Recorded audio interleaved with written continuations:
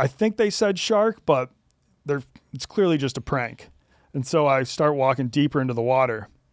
And then all of a sudden, Kira's like, oh shit, you need to get out now.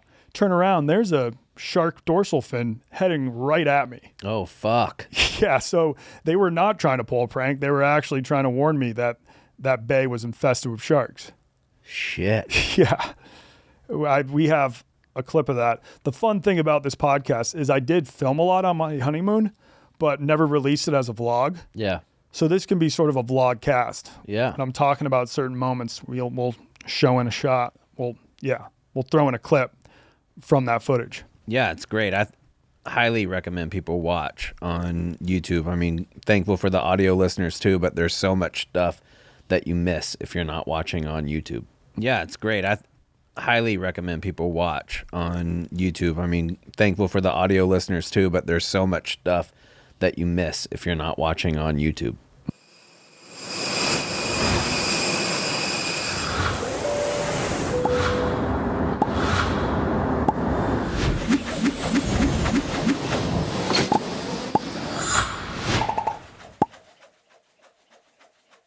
Welcome back to Drop a Pin. Today we have a special episode for you. We're going to dive into where Donnie actually went on his honeymoon. We're going to talk about what inspired that. But first, we've got some major housekeeping to do regarding our Instagram account. I think it's mostly our Instagram account. Yeah, and I wouldn't call it major, but I do know most of the history podcasts I listen to, they open up every episode and they're like, I have some housekeeping to attend to. I'm sorry. The readers reminded me that I mispronounced so-and-so's name, that I had the date wrong here. I mean, we're not a fact-checking podcast. Yeah, no. We're going to do the best we can. Yeah. But listen, if we come in, I saw a lot of hullabaloo about the way that you and Biz pronounce one of the... Lecante? During our Nashville episode with Biz. Yeah, no. And I wanted to go off. We don't care. Yeah, we do not care at all. We're just shooting from the hip on this podcast. Yeah. We're definitely going to get some shit wrong. And yeah, our clip where Maresh is talking about jam boys in India, a boy they would bring when the British colonists were playing golf who was covered in jam to keep all the bugs away from them. He would just get swarmed. And there's a fierce debate going on Instagram about whether that actually happened or not. And hey, I can't really find any proof either way. Yeah, I looked for proof too. I didn't see it. But once there is, I think if there's a widespread myth, sometimes there's elements of truth. It might have not been exactly the way Maresh said it, but regardless, the British were dicks to Indian people. Yeah, and there was someone in the comments being like, well, I can't confirm whether they had it in India, but my friend's South African grandparents had jam boys in South Africa. I saw a lot of Egypt too, but instead of jam, it was honey. Like, Would you rather be called a jam boy or a honey boy? I think I'd prefer to be covered in jam than honey. I think honey. Why. You think honey? Yeah, well, I guess jam's not as sticky as honey. Yeah. But one thing about honey, if you get that, never expires. Jelly can't say the same thing. Jelly goes bad? Oh, yeah. Jelly probably ferments and then becomes alcoholic. Probably. I don't know what the going rate is for how long jelly. Did you know this? Like deli meat, turkey, and ham, it's only supposed to last 4 days. And then you're supposed to throw it out for listeria. Yeah, and that's why pregnant women aren't supposed to eat deli meat, because if they get listeria, it's bad for the baby. But yeah, back to jam boys. I'm sure a group of British lads, tried it out at one point. It doesn't mean it was a widespread thing in colonial India. But yeah, as a whole, as a whole, I'm sure there were plenty of British people that were dicks to Indians. I mean, I don't think that's a disputed fact that's at not all. Like, I don't think disputed fact. Yeah, but that's one thing that we actually did get right. But then, I mean, you can argue it both ways. Like, I'm sure British colonialism improved India in some ways. Like, as I mentioned, India did have the practice where when a guy died, he was burned in a fire pit, and the wife, if she was still alive, had to jump in the fire pit with the dead body. And the British banned that. That's a positive. Yeah, that's good. Yeah. I just want to say overall, if you were born before like 1950, your life probably sucked. And yet, unless you were super rich, but even if you were super rich, like Benjamin Franklin, for example, he was decently wealthy where he lived. He had to take a bath outside on the porch. Yeah. I wouldn't say 1950, but I would say if you go back to the 1800s, then it's like... I mean, but if you were, no, I guess not born, alive and like cognizant before 1950. Okay. Because you're dealing with World War II, you're dealing with World War I, you're dealing with the Great Depression, you're dealing with Jim Crow after that. Yeah. There's all kinds of shit you had to deal with. Yeah, I always think about, like, if you were born at a certain year, you had to live through World War I, and then after World War I, there was a horrible epidemic. The tuberculosis, I think, or what was the epidemic that all the soldiers, American soldiers who fought in World War I, they came back with it. And like when COVID was going on and people were like, oh, this sucks. It's like, dude, in terms of pandemics, this has been the easiest pandemic in human history. Spanish flu. Yeah, it was the Spanish flu. They came back with the Spanish flu, and that killed, like, I don't know. How many people did the Spanish flu kill? Let's guess off the top of our head. I'm going to say 350,000. Way off. Millions? Millions. Got to be millions, because COVID's supposed to do 1 million, right? Like 1.3 or 4 in the United States. If we're going worldwide, 50 million people. 50 million? Yeah. And in the U.S., 675,000. And it wasn't like, with COVID, a lot of the people that died were the elderly, the morbidly obese. Yeah, the super fats. Yep, the super fats. With the Spanish flu, for some reason, it actually attacked like young, healthy people more aggressively than other parts of the population. I didn't know that either. Yeah. So not a good time to be alive. And then you went straight from that into the Great Depression, and then from the Great Depression into World War II. And you couldn't even drink along the way? Yeah. Prohibition was going on? I mean, I think finding booze was the least of their worries. They could always pop into a speakeasy or something. Yeah, but if you're coming back with the Spanish flu, you at least want a whiskey. Yeah. You know? Yep.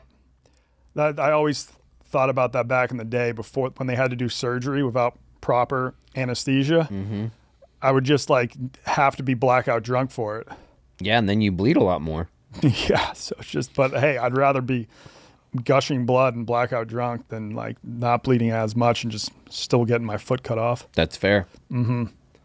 So yeah, just not a good time to be alive. No.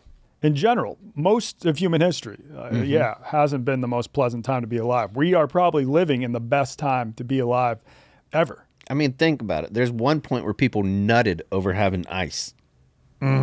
Yeah. You know, like you never had. Imagine coming in from working in the field, doing your farm and shit, and then you come in and you have to have a lukewarm glass of water. No, thank you. They still do that in China. They only drink lukewarm water for some reason. No. And imagine back before air conditioning was invented. I learned that in Shanghai, because Shanghai gets hot in the summer. The folks would all just have to sleep on the roofs of their buildings. They did the same thing in Iraq still, which is, I mean, when you are elevated, there's a little bit more of a breeze, and the stars are beautiful. But I would much rather sleep inside with air conditioning. That is one thing you had a lot more of back in the day, more stars. Yeah. I haven't seen some good stars in a while. I gotta, that it's good for the soul to get like a nice starry sky, but it's been months. There was decent stars at Camp Barstool. Yeah, that was probably the last time. Do we have any other housekeeping to attend to? You're doing a lot of stuff with your baby. How's that going? Oh, yeah. We had an ultrasound yesterday. And is this normal? The nurse was like getting very excited about my kid's balls. No, I don't think. No. She was just like pointing it out on the ultrasound. They were like, oh, it's definitely a boy. Look at those cojones. Yeah, I feel like that's like, weird. Yeah. He's going to drop loads. Yeah. They're like, he's got some big cojones. And then she like shook my wife and to like make the kid's ball sack jiggle. Like, yeah, no, that lady needs to be put on a watch list. Yeah. It's like, come on. Like, I can admire my kid's balls afterwards, but I don't need you I don't even commenting think on that's something you should do. No, well, not Admire was a strong word. Admire was not the word choice I wanted to go with there. Appreciate? Appreciate, yeah. He seems like he's got a healthy looking sack. Yeah, that's good.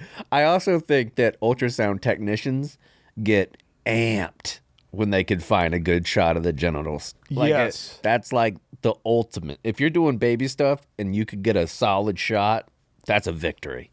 The very first ultrasound we went to, she found the genitals and then she like made some little squirting like drawings coming out of his penis. She was like, that's the penis, and was like squirt, squirt, squirt, and drew little lines on it.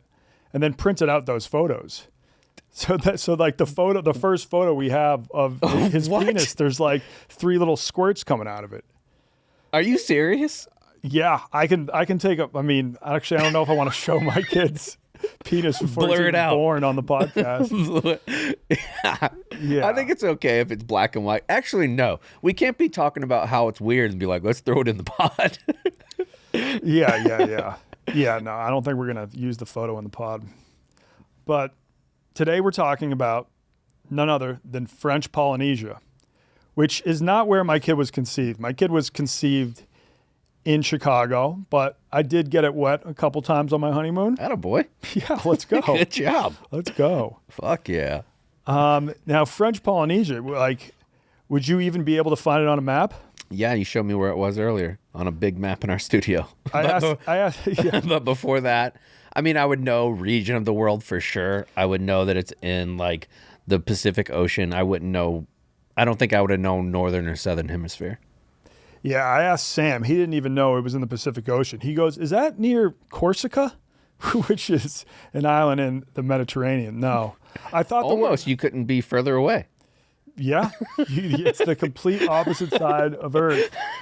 Like, I thought the word Polynesia would give it away. Yeah. Because it was founded by the Polynesians, which are Right. just the people who settled all the Pacific Islands. And the best hotel at Disney World. The Polynesian is what it's called. Mm-hmm. Tiki themed. Yeah. Oh, yeah. We're going to be talking a lot about that. And just, it's crazy to think. So the Polynesians, if you trace them back far enough, I think they were from like the area where Taiwan is now. And then they went from Taiwan to Southeast Asia. Then from Southeast Asia, they just slowly started to expand around 1500 BC. And the last place they settled was New Zealand, which it wasn't settled. So they started this expansion around 1500 BC, and they didn't reach New Zealand until like 1200 AD. So New Zealand was the last place that like humans settled. And they didn't call it New Zealand. They called it Artura. Yeah. So That's probably a pronunciation thing I'm going to get fucking roasted for. yeah. Don't listen to them. Don't listen to those nerds. Yeah, so it's crazy to think that like the Maoris in New Zealand, the native Hawaiians, the French Polynesians, some people in Southeast Asia, like they all had the same common ancestor. Mm-hmm. Don't ask me how they discovered all these islands, but some people seem to know, and we'll talk about that later on the pod. But first, why did I choose French Polynesia for my honeymoon? Mm-hmm. It's all because of Don the Beachcomber, Okay, who's that fella? a legend. Yeah? I think he'd be my number one pick of dead people I would love to get on the pod. Oh, yeah. Yeah. He's the one who brought tiki culture to the U.S. I mean, Don the Beachcomber is a sick name. A sick name. Now, I wrote a great blog about him, and I feel like it does it like summarizes his whole story pretty succinctly. Would you mind if I just read it and then you can comment? Let me tell you something. I will never mind. Okay. All right. We're pretty much just doing an audio blog. All right. Every once in a while, you stumble upon a historical figure whose life story and accomplishments resonate so deeply with your own being and future aspirations that you immediately feel a deep spiritual connection with them. That bond is only strengthened when that person happens to have the same name as you, which is the case with who we'll be talking about today. Pull up the anchor and pour up the cocktails because I'm about to take you on a rum-soaked voyage on the seas of history. This is the legend of Don the Beachcomber. No matter what you say after that first paragraph, I'm fucking in. Okay. Lock in, baby. Yeah. I first learned about Don while I was scrolling through IG and saw someone posted a picture from Moorea, which is an island in French Polynesia. I consider myself to be quite a geography buff, but Moorea, I'd never heard of it. So I rubbed up the old Wikipedia and found out it was an island in the South Pacific next to Tahiti that is part of French Polynesia. And I looked at some photos of it. I say it looks like an extremely decent place to go hippo mode or drink on the beach, which it definitely is. However, by far the most intriguing sliver of information I gathered from Wikipedia was this. Don the Beachcomber lived here briefly in the late 1920s. His houseboat was destroyed by tropical cyclones after he moved it from Waikiki in 1947. How much of a legend do you have to be to get the nickname Don the Beachcomber? And what's so notable about your life that the fact you briefly lived on an island in the South Pacific was deemed worthy of being included on the island's Wikipedia page? I set out on a mission to learn more about this so-called Don the Beachcomber, and let me tell you, I was not disappointed with what I found. Don the Beachcomber wasn't always Don the Beachcomber. He was born Ernest Raymond Beaumont Gant. Okay, this guy's rich. You don't have 4 names. I think back then a lot of people just had 4 names. God, I wish I had 4 names. I got 3 like a little bitch. But changing your name to Don the Beachcomber after being named Ernest. Was that a legal change? Yeah. Oh, actually, really? And he legally changed it to not Don the Beachcomber, Don Beach, which is incredible. That is. Don with 2 N's, D-O-N-N Beach. So he was from Limestone, Texas. And after he graduated high school, he decided to forego college and travel the Caribbean and South Pacific. He was in the Air Force, so I think that's what actually brought him to a lot of those South Pacific islands. Yeah, no doubt. Because Bora Bora was a U.S. military base in World War II. Yep. Which, talk about places to get stationed in the military. That's got to be number 1. Yeah, Guam is pretty high up there. Tarawa is pretty high up there. Okinawa. I mean, there was a ton of bases. A lot of them got closed down in like the 1960s, but in the 50s and 40s. Oh, did you say World War II or World War I? Because it was 1920. Oh, he was born in 1920. Yeah. Okay. So yeah, after that, like in the 50s and 60s, we gave up a bunch of bases. Okay. We kept some strategic locations, but a majority was gone. But yeah, everybody loves. So when I went to like school, you get to do a wish list of where you want to go. Probably 90% of the guys that I was in like school with wanted to go to Asia. Yeah. Now, I don't even know if the Bora Bora base still exists. We may have eventually gotten rid of that. But like while he was there, he kind of just fell in love with Polynesian culture. The drinks, the food, the lifestyle. And so that when he moved back to the U.S., he decided to open up a bar. And he gave the bar an exotic Polynesian vibe by decorating it with tiki carvings, thatched roofs, bamboo furniture, and he even had like fake rain that would fall on the roof. And that's now known as Rainforest Cafe. No. He named that bar Don the Beachcomber. Okay. And legally changed his name to Don Beach. I mean, if you're going to have that restaurant, you should just go the Beachcomber. They got a Beachcomber on the Cape Cod, which is a great spot. No, but this guy, he was a Jimmy Buffett type character, you know? Oh. Like, he was the brand, so he had to throw his name in there. So he opened this bar in Hollywood, and it was a smash hit. So Hollywood celebs and common folk alike would flock to the restaurant as its tropical oasis atmosphere and potent rum cocktails made them feel like they were taking a mini vacation. As Ernest used to say to his patrons, if you can't go to paradise, I'll bring it to you. Some of his first regulars at the bar included Howard Hughes, the Marx Brothers, Charlie Chaplin, Greta Garbo, Orson Welles. And he didn't know it at the time, but by opening Don the Beachcomber, he had created America's first tiki-bar. Really? Yeah. I'm surprised old Ernest Hemingway is not on that list. I don't know if he was hanging out in Hollywood. Oh, Hollywood. Okay. Yeah. Okay. Yeah. Now, this is incredible. So not only did he invent the first tiki bar, he also invented the first poo-poo platter. Now, do you know what a poo-poo platter is? Not the correct one. No, I don't. Not the correct one? Okay, because I know you grew up in the South, Yeah. but at Chinese for some reason, most Chinese restaurants in Massachusetts, a lot of them have a tiki vibe, and they'll serve a poo-poo platter. just means an appetizer platter. Okay. So it's one platter. Well, you'll get crab rangoons, chicken teriyaki, spare ribs, maybe some chicken wings, some shrimp tempura. And it's all on one platter. And then there'll be a little flame in the middle. It could be my favorite food. He introduced it? Yeah, he's the one who invented it and gave it the name poo-poo platter. Also, shout out to him because Bora Bora is what we call it. There is no B sound in like Polynesian language. So they pronounce it pora pora. It's Pora, P. pora. So that's what like the poo-poo platter it's like that's what it should be. Oh, okay. All right. So yeah, invented the poo-poo platter, and he invented like some of the famous rum cocktails that we know today. The Zombie, the Navy Grog, the Fog Cutter. No, he did not invent the Navy Grog.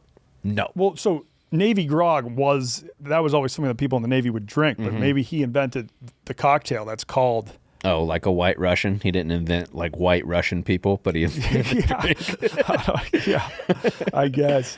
The Tahitian rum punch, and rumor even has it he invented the Mai Tai, which some people say was invented by Trader Vic, but Trader Vic's Mai Tai was just an exact copy of Don Beach's QB cooler. He basically invented the entire Barbacks manual. Like if you have those drinks, that's like half of it. Yeah. Like at least resorts, like Sandals menu. Yeah. You go to like Sandals. He invented the entire Sandals menu. He basically invented sandals. Yeah. And those drinks, I got to say, I love a good rum cocktail. The hangovers are brutal on those just because of how much sugar there is. Yeah, the sugar. I'm out on all those drinks. I might do, like when I go to a place like that, if I'm anywhere near the beach, and I don't mind one pina colada. I'm a coconut head. Oh, I love pina coladas. I even like my first cruise, I was 12.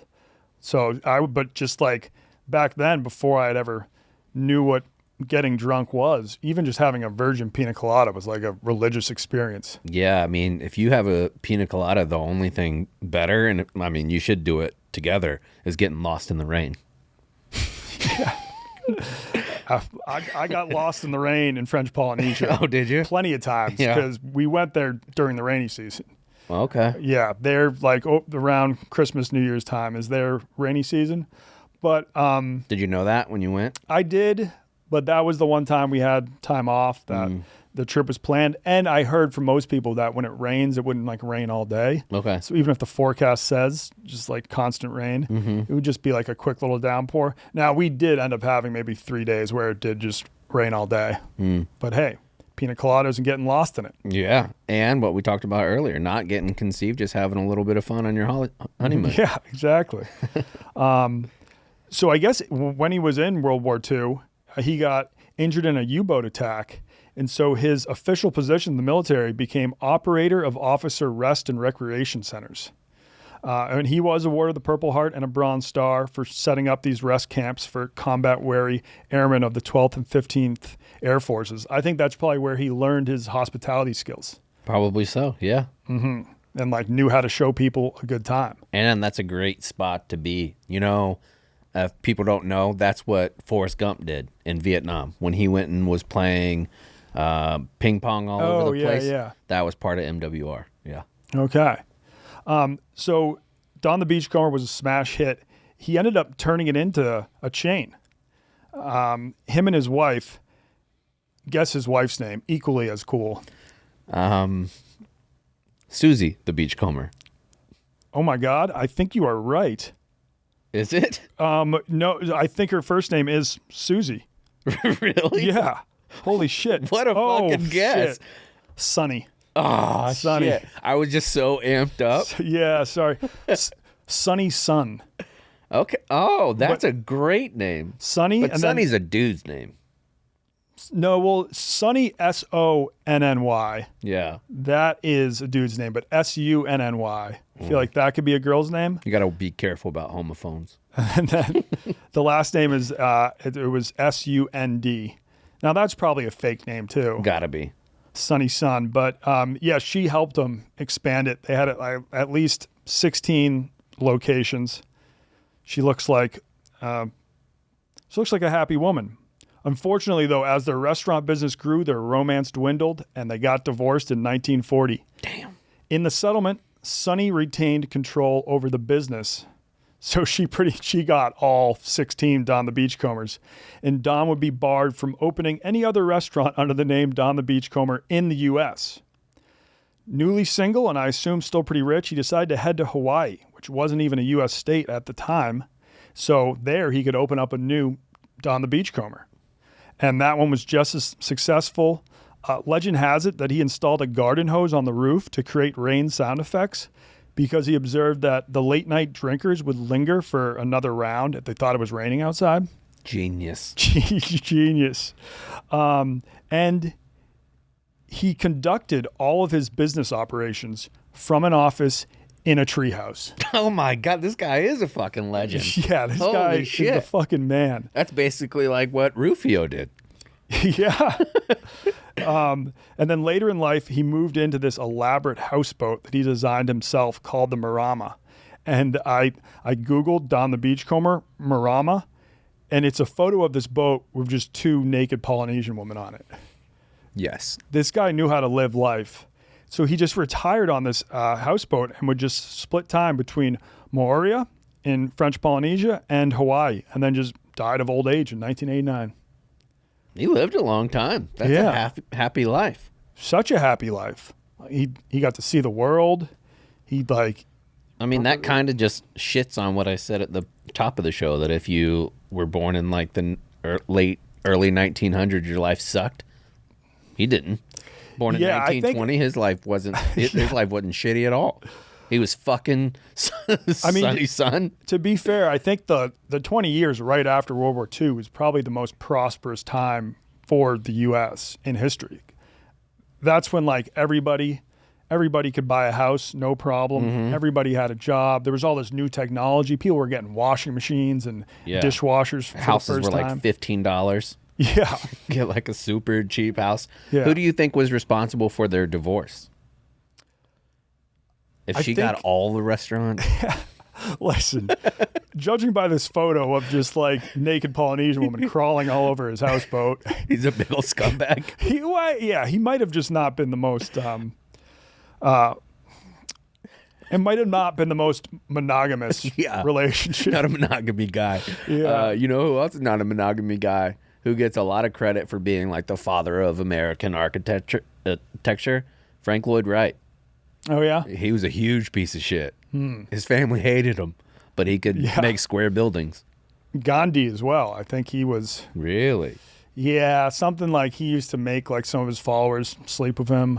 I don't know the details. Charles Manson vibe. Martin Luther King, too. I think he wasn't the most loyal husband. Yeah. Anytime you could shit on Martin Luther King Jr., you got to do it. That's like a pretty well-known fact, I think. Yeah, it is. Yeah. Today's episode of Drop a Pin is brought to you by our good friends at Game Time. Me and Donnie were just talking. It's summer season. That means it's concert season here in Chicago. I went a couple times during the winter, but summer concerts outside here are unbelievable. Can't beat them. And I am pumped. Are you Dave Matthews head? I was not. No. Okay, Sorry. I'm a Dave Matthews guy, but I am a firm believer. I've said for probably 20 years at this point, like the old adage of having like a, what is it? Like bucket list, not a bucket list, but you go to a deserted island, you can only bring 5 albums. Mm-hmm. One of those albums for me would be Live at Luther College with Dave Matthews, like the one that's live with Tim Reynolds and it's acoustic. Okay. I've always wanted to go to a Dave Matthews concert, never really worked out, but I'm going to go to one because of our good friends at Game Time. I got tickets, $62 for the lawn at a place called Huntington Bank Pavilion. Oh, nice. That's the spot that's kind of like on that island peninsula where the planetarium is and the aquarium is at. It's a beautiful spot. Yeah, I'm pumped. Got tickets for $62. Can't beat that. Can't beat that at Summer all. Dave, and you could do that too if you go with our good friends at Game Time. Take the guesswork out of buying tickets with Game Time. Download the Game Time app, create an account, and use the code DROP, D-R-O-P, for $20 off your first purchase. Terms apply. Again, create an account and redeem the code DROP for $20 off. Download the Game Time app today. What time is it? Game Time. Huh. Drop a Pin is also brought to you by DraftKings. Derby week is here. Gentlemen, suit up in your sharpest. Ladies, let those wide-brimmed hats turn heads. The race is on. But who will rise above the rest and be crowned king of the track? Find out on DK Horse, the #1 downloaded horse betting app. DraftKings is turning up the thrill with the King of the Track promotion. Here's how to get in. Head to the DK Horse app, opt in, and bet $5 or more on a horse to win the Derby. If your pick crosses the finish line first, you'll win a share of a $1 million prize pool. Who will reign supreme? Download the DK Horse Racing app and use code DROP. That's code DROP on DK Horse. All you got to do is bet $5 or more on a horse to win the Derby for your shot at a piece of $1 million. Only on DraftKings. The crown is yours. Are you a big Derby guy? I'm a mint julep guy. Oh, yeah. Yep. Perfect time of year to crack open those mint julies. Yeah. Drop a Pin is brought to you by Aura Frames. The #1 thing your mom wants from you is to call her. This Mother's Day, you can give her a call, of course, and give her an Aura digital picture frame.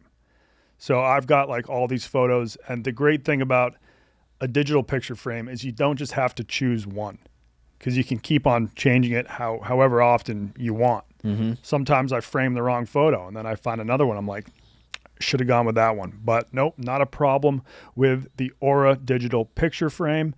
It was named the best digital photo frame by Wirecutter and featured in 495 gift guides last year. So the next time you need to call your mom, you can also send her a new pic of you from that trip you're telling her all about right from your phone. That's very cool. If your mom has one of these set up in her house, you just send her the photo and it will pop up on the frame. Which, having a brand new baby in the house, I'm sure she would love even more. Yeah, if like fresh pictures of the grandbaby, get out of here. Yeah, if like once a week she's just got like a new photo of my kid featured in the living room. Mm-hmm. You know what? I think I'm going to place an order right now, and I think we can get quite a good deal with code WONTON. Let's see what it is. For a limited time, listeners can save on the perfect gift by visiting auraframes.com, and you can get $35 off plus free shipping on their best-selling Carver matte frame. That's auraframes.com, promo code WONTON. Support the show by mentioning us at checkout. That'd be great. Terms and conditions apply. Let's get back to the pod.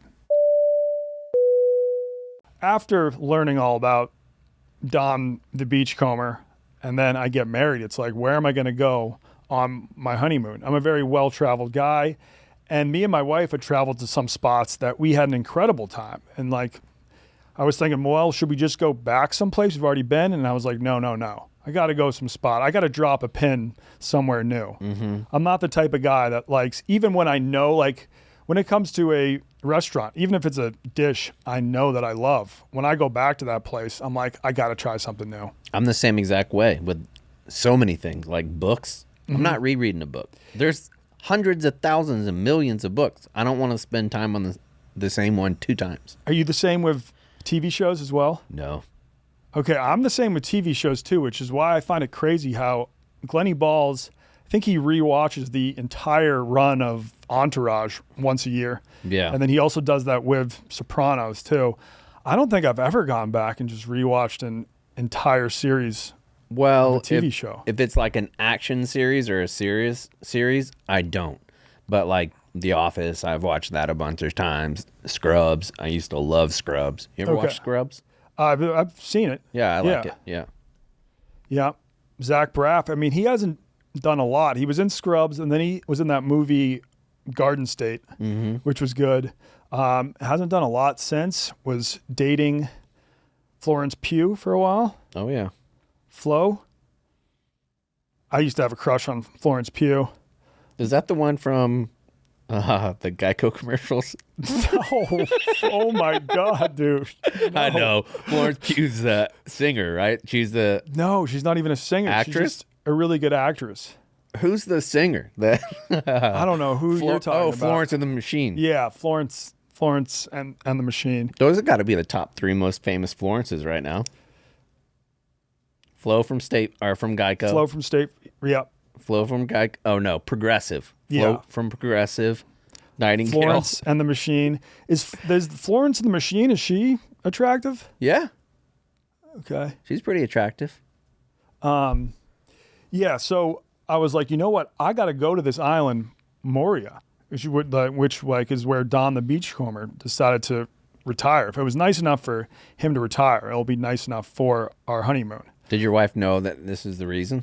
Yeah. Okay. I explained it to her, but also she's not going to turn down French Polynesia. Like, Who would? Yeah. And so at first the plan was just so you have to fly into Tahiti. That's the largest island of all the French Polynesian islands. So they do have direct flights from Los Angeles to Tahiti. And then Moria is just a very short ferry from Tahiti, maybe a half-hour ferry.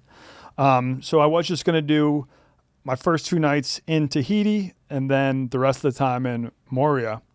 But then judging like from what people were saying, they're like, you can't go all the way to French Polynesia and not see Bora Bora, because that's supposed to be sort of like the pearl of French Polynesia, the most stunningly beautiful island.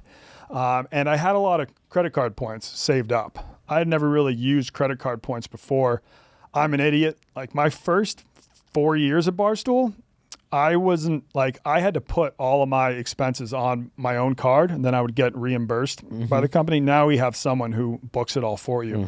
If I just used a points credit card then, I would be swimming in points. Yeah. But I did not do that, but had been saving up points for the previous couple of years. So I was like, oh, sweet. Points will be able to cover our flights and cover like half the nights at hotels. And I was like, you know what? I normally wouldn't do this, but I think your honeymoon is the time to splurge for an overwater bungalow. Oh, fancy. Which overwater bungalows were invented in French Polynesia in the 1960s. Oh, nice. And Yeah. sadly, that's where Kim Kardashian lost her super expensive engagement ring to Kanye West. It fell off the bungalow. Yeah, she was in there. She was swimming, and next thing you know, it's at the bottom of the sea. It was like a $5 million ring. Damn. Mm-hmm. Yeah. Happens to the best people. My ring was not that much. Here's the thing about the overwater bungalow. Okay. We were going to be there for Christmas. So I should have booked it for December 25th. I accidentally booked it for November 25th.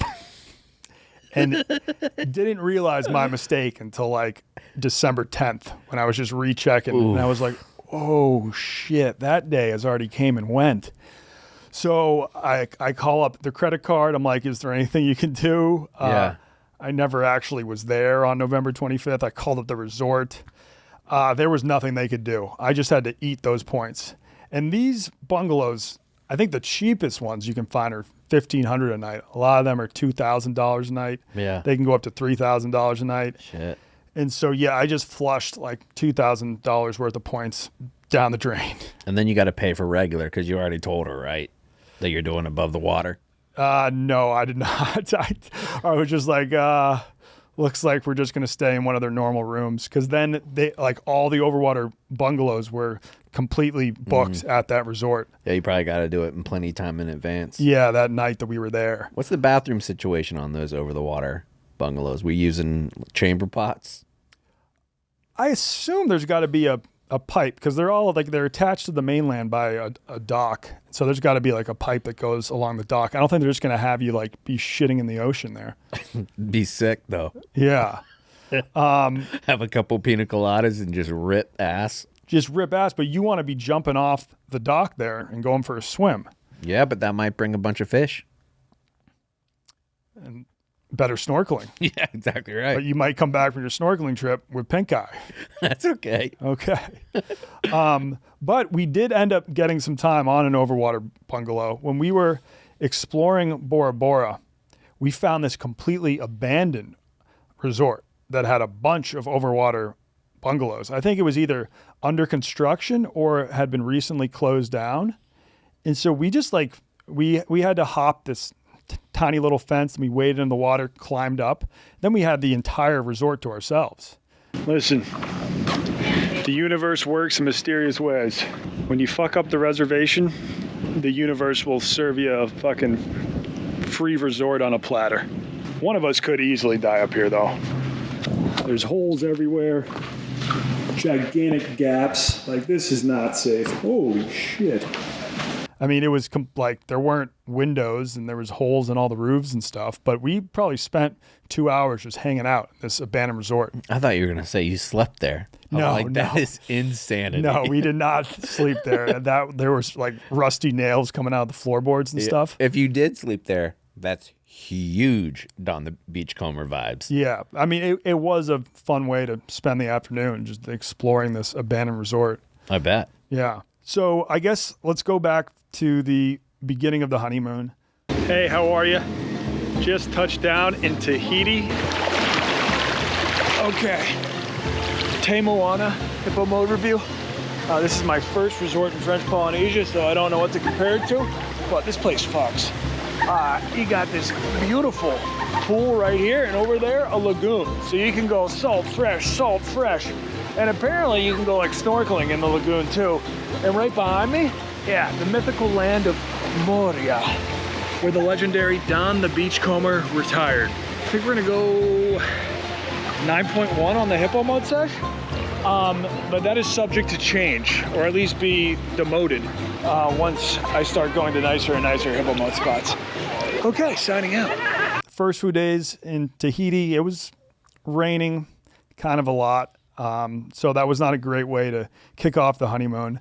Then we took the ferry to Moria, and still raining, but it was starting to clear up. I think the first day, yeah, we had torrential downpours, and we did this turtle safari sort of thing where it was a cool idea.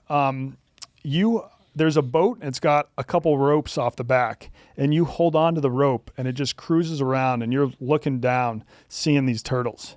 And all you got to do is just hold on to the rope. There's just a bunch of sea turtles swimming around. But like halfway through that, it just started torrentially downpouring. Always do the morning tour, folks. But, you know, if you're already wet in the water, you don't really mind the rain. And then we went to this place where we could feed all these... It's not raining underwater when you're scuba doing snorkeling. It does. It kind of hurts the visibility a bit, but... Then we went to this sandbar where we got to like feed all these sharks and rays, which was very cool. What kind of sharks? Reef sharks? Okay. They do get the occasional tiger shark, which will attack humans, but these sharks seem pretty friendly. Yeah, I can imagine they have tours, and they're probably so used to people too. Mm-hmm. I did have an actual scary shark encounter the following day, though. There's these beautiful bays, and... I'd say half the time we were in hotels, resorts, half the time we just got Airbnbs. And we got this really cool Airbnb that was on this hillside overlooking one of the most stunningly beautiful bays I've ever seen. These crazy rocks coming out of the water. And we walked down to the bay, and I'm just wading into the water to see what it's like. The water there, it's not super clear. And as I'm walking in, there's a group of locals, and they're all just like, watch out, shark, shark. And they're all laughing. And I was like, what did they just say? And my wife's like, they're just trying to fuck with you. I think they said shark, but it's clearly just a prank. And so I start walking deeper into the water. And then all of a sudden, Kira's like, oh shit, you need to get out now. Turn around, there's a shark dorsal fin heading right at me. Oh, fuck. Can you guys see that fin over there? I was about to go for a swim across the bay, and then they're all like, shark, shark, shark. And then Kira goes, they're just trying to fuck with you. But there's actually 2 sharks out there. Thank you. Yeah, so they were not trying to pull a prank. They were actually trying to warn me that that bay was infested with sharks.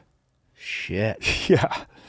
We have a clip of that. The fun thing about this podcast is I did film a lot on my honeymoon, but never released it as a vlog. Yeah.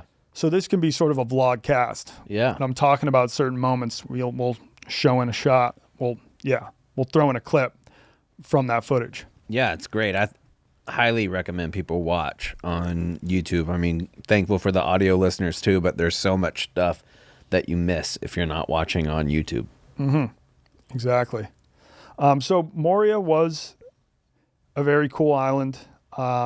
We didn't have the best weather, but we did a hike to a waterfall one day, and we were the only people at the waterfall. We're leaving the bike there, and we're going for a waterfall trek. If it's going to be rainy the whole time we're here, that's when you leave the beach and you head for the falls. Because waterfalls don't even fall when it's dry out. We should be so lucky to see a waterfall. And let me just say, waterfall, a great place to be when it's raining, because there's already so much mist surrounding the waterfall that even if it wasn't raining, you'd be getting wet. Tahitian waterfall hippo mode review. The temp is very refreshing. I can't tell if it's pouring out or if it's just because I'm right next to the waterfall. You like the flower? I tried to look like the girl on the front of the Tahitian bumline box. I don't know if I'm pulling it off. I mean, uniqueness of this spot is going to probably crank it up to like an 8.6. And then just, I mean, if I just had the sun coming in from right there, this could be easily a 9.6. And you're talking about elite top 3 hippo modes in my life. The fact that I can't tell if I'm in the middle of a hurricane or just in a waterfall, that's going to knock some points off, but this beer still hits. You can drink the rain here because this beer is probably 50% rain now, but I think that's all good. Cheers. We're sticking with 8.6. And if you're the only ones out there in a waterfall in French Polynesia, that's prime makeout.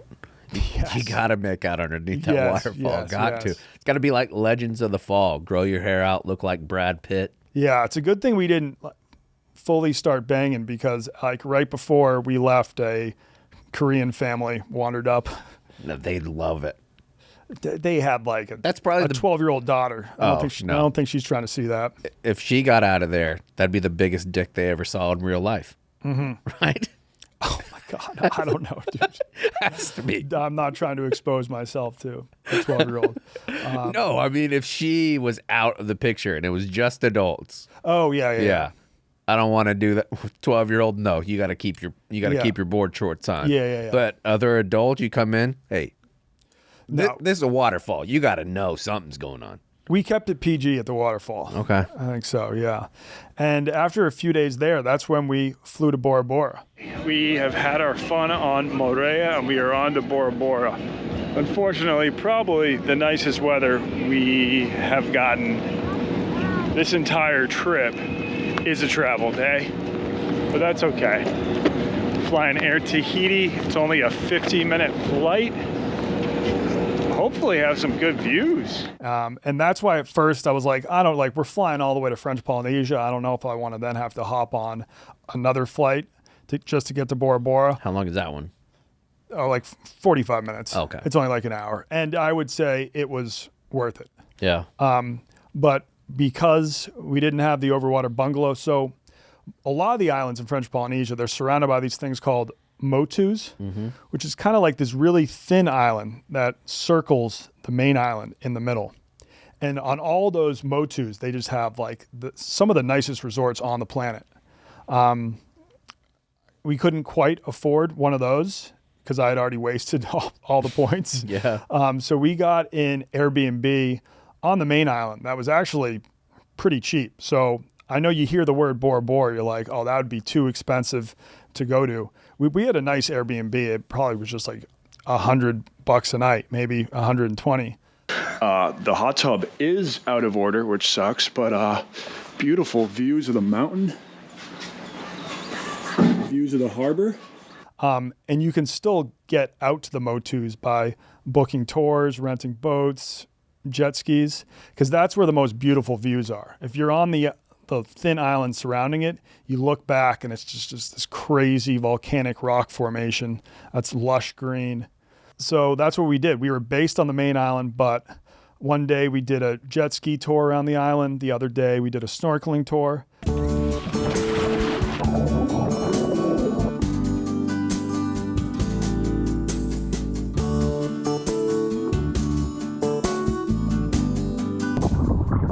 hippo boat review. Folks, this is why I got into the hippo boat game to begin with. For moments like these. Chaps a 10. Scenery down below is a 10. Scenery behind me is a 10. I do need some beers. That is not a 10. But that's on me. I could have easily brought my own beers.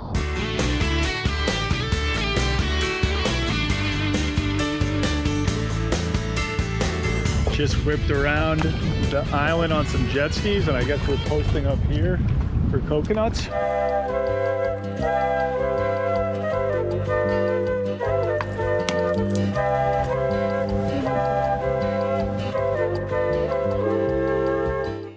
But by far the highlight was when I rented my own boat. Oh, shit. Yeah. Captain Donnie. Captain Don, dude.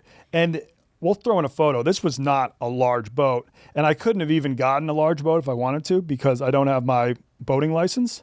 So I think the limit is like a 6 horsepower engine. Okay. If you don't have a license, but it was all the boat I needed. You can still get going pretty decent on a small boat with a 6 horsepower. Yeah. So we rented the boat. This guy hands me a map. He's like, if you want to see manta rays, drop anchor here. If you want to see a lot of fish and sharks, drop anchor here. And so, yeah, it was just Captain Don in the high seas. Yeah, the 6 ribs. This is incredible. I should have been renting this boat every day we've been here.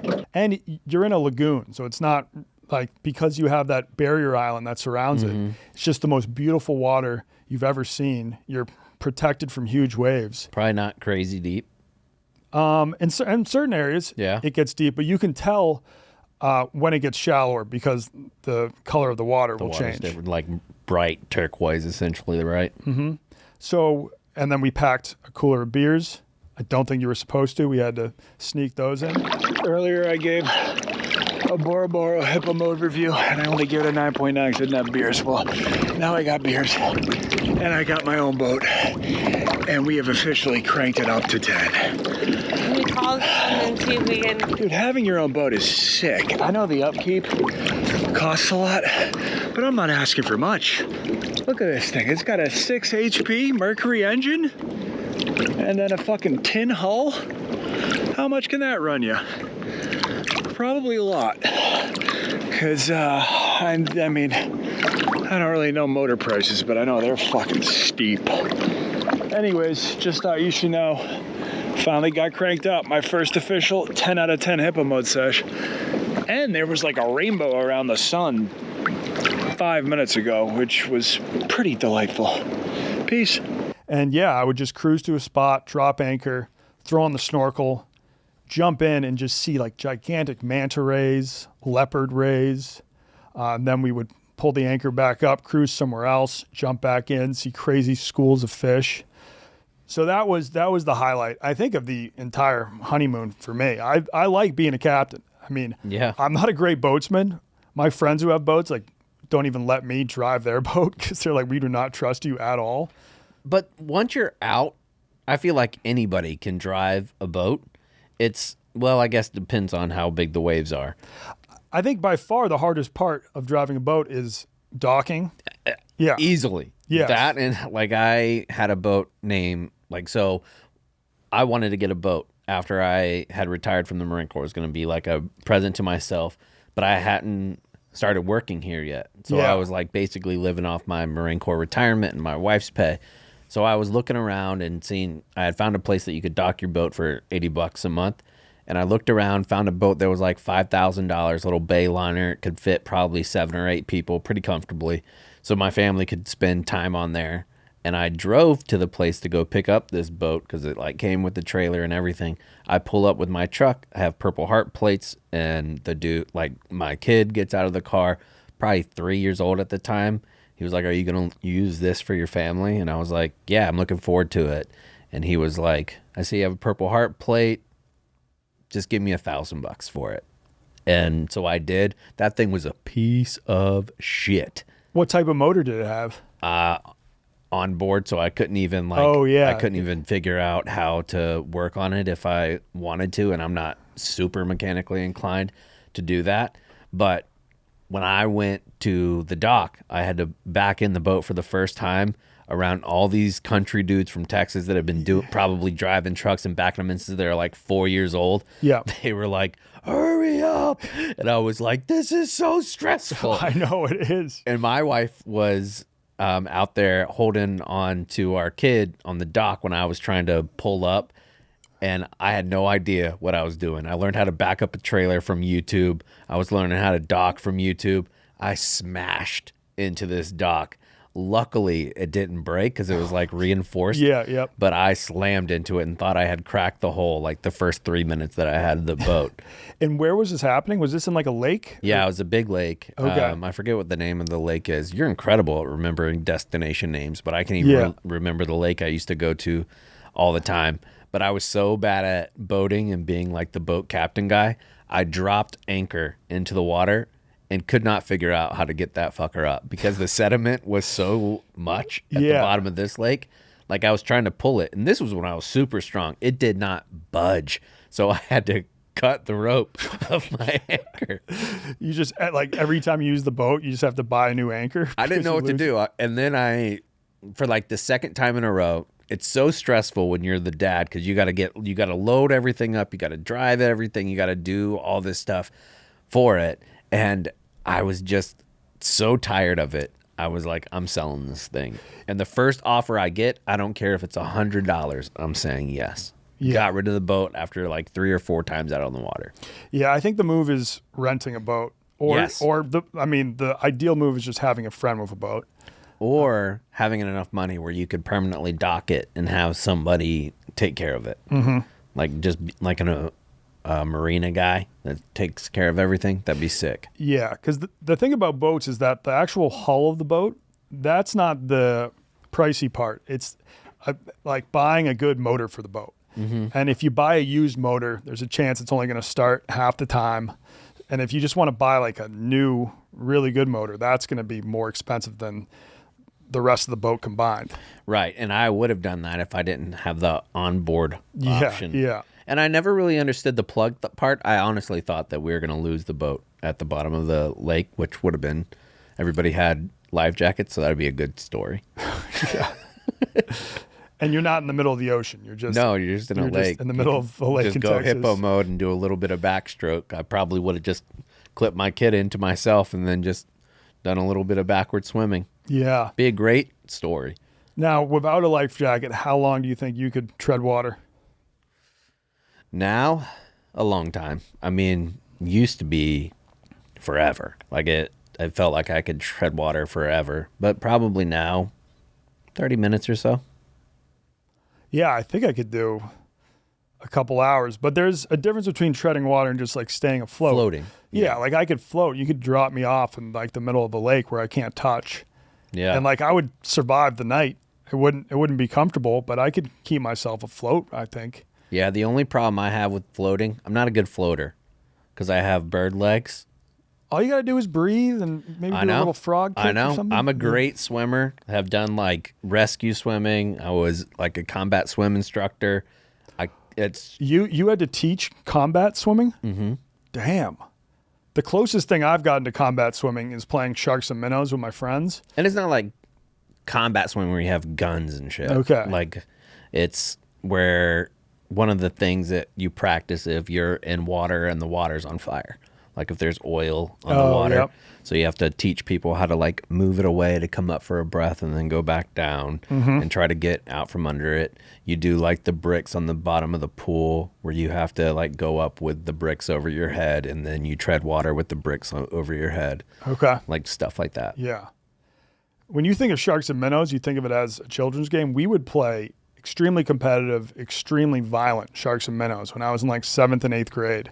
Where, do you know the rules of it? Oh, yeah. Yeah, there's one shark in the middle. You got to get to the other side of the pool. If he tags you, you become a shark, but you can only be tagged if your head's above water. So, like, I would just be swimming underwater, and I could hold my breath the longest out of my friends. And if they tried to bring me to the surface, it would just turn to an all-out, like, wrestling match underwater. And then, like, sometimes we would put Vaseline on our legs so we'd be harder to grab. Like, this shit would get... That's serious. Yeah, this shit would get violent. We should have a Barstool Sharks and Minnows League.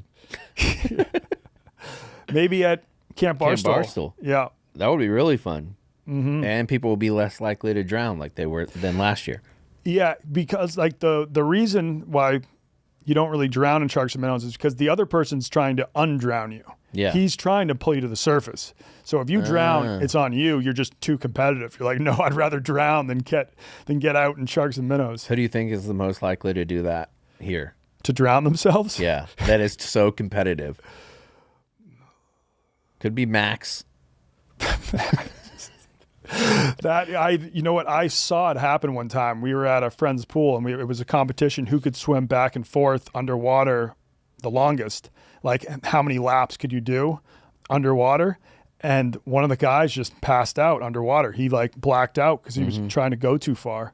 And luckily, if you just like black out underwater, it's good because you don't instinctively swallow water. So we just had to pull him out, and like he regained consciousness pretty fast. But it's like, dude, it's just a game. Yeah. Yeah. Also, Nicky Smokes, I think. Yeah. Maybe. Because he gets real yelly. White Sox Dave, actually. Oh, White Sox Dave is Yeah. dead. Yeah, there's no doubt about it. You're right. It's White Sox Dave. All right, so back to my honeymoon. The most memorable story from the honeymoon was after I rented a boat. We hung out at this resort for a bit, and then we biked home. So we rented bikes on Bora Bora, which was a great move because you can actually ride your bike around the entire island in an hour and a half or something. What's the like normal culture out in town? Did you do much of that?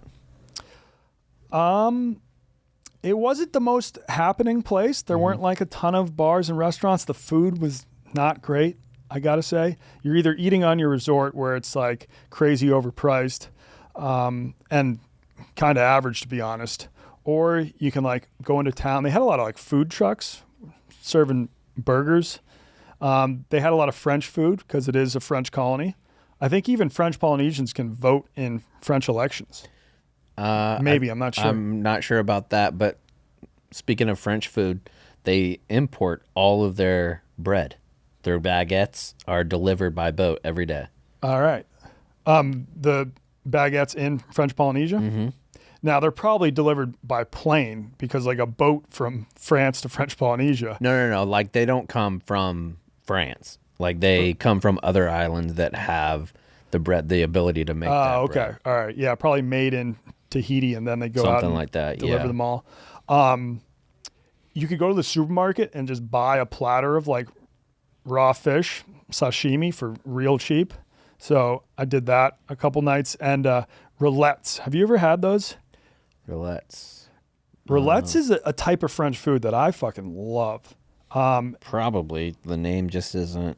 Yeah, ringing it's a bell. so it's a preservation method similar to confit, where meat is seasoned, then submerged in fat and cooked slowly over the course of several hours, 4 to 10 hours. The meat is shredded and packed into sterile containers covered in fat. So duck roulettes is a popular French food, and it's kind of like spreadable duck that you can put on bread. Okay. Like pate almost? Yeah, but like not as rich, more meaty. Okay. Great food. So I was eating a lot of those. But yeah, so this story kind of shines a light on how friendly the Polynesians are. Me and my wife are biking back.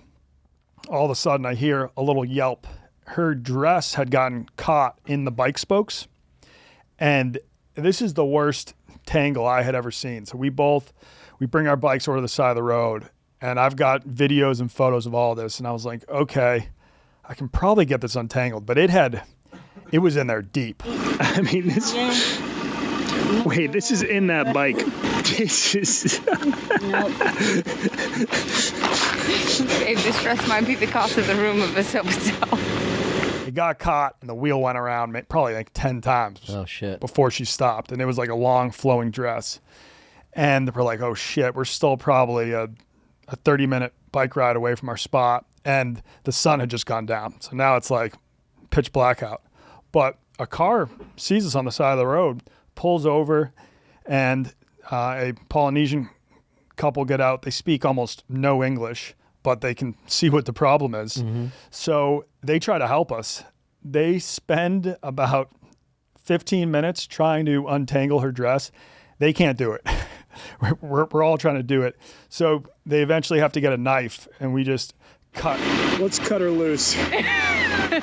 My like wife's dress out of the tie. Yep, it's fine. It's good? Yeah, yes. Yes? Yeah.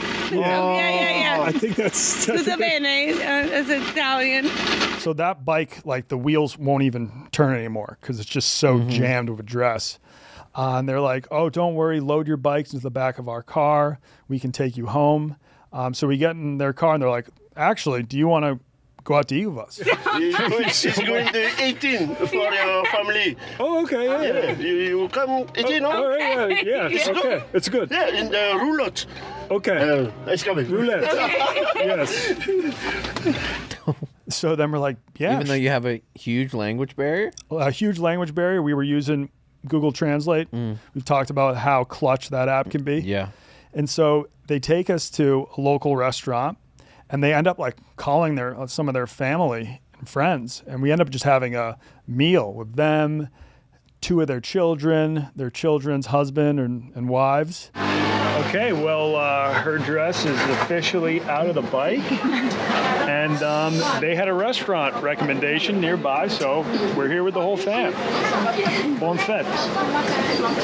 Bon fête, as you say? Happy New Year, or bon fête? Or no? No. Maguru means thank you? Maruru, thank you. Okay. Maguru. And yeah, we were just talking back and forth using Google Translate the whole time. And they're like, we're so happy to meet you. Why? Just because they're friendly? Yeah, I think it was like a Friday or Saturday night. And they were already planning on having a family dinner. And they had met us, and they were like, why don't you guys join? Damn. Yeah. And I think like, because the rest of the time, if you're staying on a resort there, you're not really meeting the locals. Like Yeah. you might meet your tour guides if you hire them, but other than that, Yeah, that's true. because a lot of the islands in French Polynesia, especially Bora Bora, it's just like a lot of resorts, and then on the main island, it's all the people who work for those resorts. Yeah. Like the entire island is just run off of tourism. So that was cool. And I think like they probably during the days worked at some of the local resorts, but it was really cool just to be able to spend a night with locals, have some food, see how they live. What style of food is it? What did we eat, dude? It was, as I said, the food was not super memorable. What does it look like we're eating? Oh, noodle heavy. We got like a big platter of noodles. Some of the other people got some steaks. Let me see. Oh, yeah. Like Okay. lo mein, kind of. Yeah. Exactly. Lo mein. There was, I took photos. So this is when we're doing, using Google Translate. I have been an assistant manager for a year now since I took the competitive examination. They're like explaining what they do. It has been 15 years now. I've been working in education and 4 years in Bora Bora, but I am not from here. I have known friends here who are there in front of you. And my girlfriend, who I just met 2 years ago, helped me a lot in Bora Bora. Otherwise, I have a 26-year-old daughter. She is a history teacher in Tahiti. I am happy to know you. That makes me very happy. I mean, that's lovely. Yes, it was. See, And- you yeah. picked a spot very different than I would have. Like, you picked a spot because of Don the Beachcomber. Yes. And I think I would have ruled it out based on food. Okay, yeah. Because you food would've is gone- so important to me. Like, it's one of my favorite things to do, go out to eat. It's one of my favorite way to spend time with friends. Mm-hmm. So I think the culinary aspect of it would have shied me away. Yeah. Now, if you're staying on one of those fancy resorts in Bora Bora, I'm sure they've got some like solid food, but it's going to cost you Yeah. a pretty penny. And it's not local cuisine. No. I'm sure you can get local fish at those places. Like, when I went to Jamaica, I loved leaving the resort and going to get, like, goat curry. Jamaica's got some solid food. Is that where you did your honeymoon? Yeah. Nice. And Ocho Rios. Grand Ocho Rios. Okay, I couldn't point that out on a map. But is that like a popular resort town or? Oh, yeah. It was sandals, baby. Okay, let's go. Yeah. That was a real piece of shit. Hey, I don't think I've ever been to a sandals, but I'm not gonna like poke my nose up at it or. They should frown upon advertise on the pod. I mean, they have all like St. Lucia. Yeah, there was. It wasn't the sandals in Jamaica, but it was a sandals where, like, 3 American tourists woke up dead because there was I don't think that's possible. They got poisoned by the air conditioning unit or Oh, something shit. like that, and so they died in their sleep. I think that happened like 5 years ago. Damn. Yeah. Now, the local Polynesians, the only other time I hung out with them is we were sitting at the beach and I noticed this dude. He's like way out there, and the man went hippo mode for maybe like I was there for 5 hours the entire time. He was just posted up, going hippo mode, chilling, had a beer in one hand, and I posted a photo on Instagram. I go, this guy is the Michael Phelps of hippo mode. Yeah. And I tagged Phelps. And Phelps actually looked at the Instagram story, Okay. which I was shocked. Like, he does not follow me or anything like that. And he commented on, like, dude, I love that guy's vibe. or Yeah, something it's like a that. great vibe. Yeah. And then his entire family ended up joining him out there too. And this was a big dude. Hippo family. It was him, his 2 sons or 3 sons, his wife. We're just all going hippo mode as the sun set. So me and my wife went out and joined him, and it was probably one of the more enjoyable hippo mode sessions of my life. Look at this dude. A family that hippo modes. Look at this guy. Oh, yeah. What a legend. That is a legend. God damn, that's a beautiful picture, too. Yeah. Like the sunset in the background, the water is gorgeous. Yes, it is. And we'll be throwing these photos into the pod. Now, if I was going to base my honeymoon just off of food, maybe I would have gone Thailand, because Thailand's got such a wide variety of food and it's all really good out in Thailand. I've never gotten food poisoning out there, and it's cheap too. Yeah. Yeah. So if like the French Polynesia, pretty expensive, I would imagine, across the board, like decently expensive. The resorts, Yeah. yes. But as I said, like, I really wanted to see Bora Bora. Didn't have the money to get a fancy resort, and at that point they were all booked. They did have some reasonably priced Airbnbs on the main island. Okay. And then if you choose to do that, then you save your money to spend on renting a boat and doing tours and things like that. That's true. I think that'd be beneficial about Thailand too. You could basically afford to do anything there. Yeah. Like you could be American poor and figure it out. Yeah, the most expensive part would just be the flight over. But the flight would be, I don't know, 1,000 to 1,500 or something. Wonder what it is if you Round fly Frontier. Frontier does not go to Thailand. No directs. No directs. But yeah, overall, glad I went there. Will I be going back? I don't know. Maybe not unless I get invited on an influencer trip. Yeah. I think actually Brianna's in Bora Bora right now. That like Tarte makeup brand.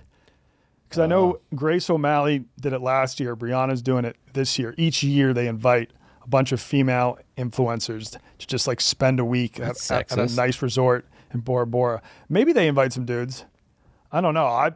Hey, maybe next year me and you can get on that. That's Tarte what I was trip. gonna say. If anybody's listening and I'll go anywhere. Yeah, and dude, I will use Tarte makeup for a year if I can get on that trip. We will do get readies with me. Yes.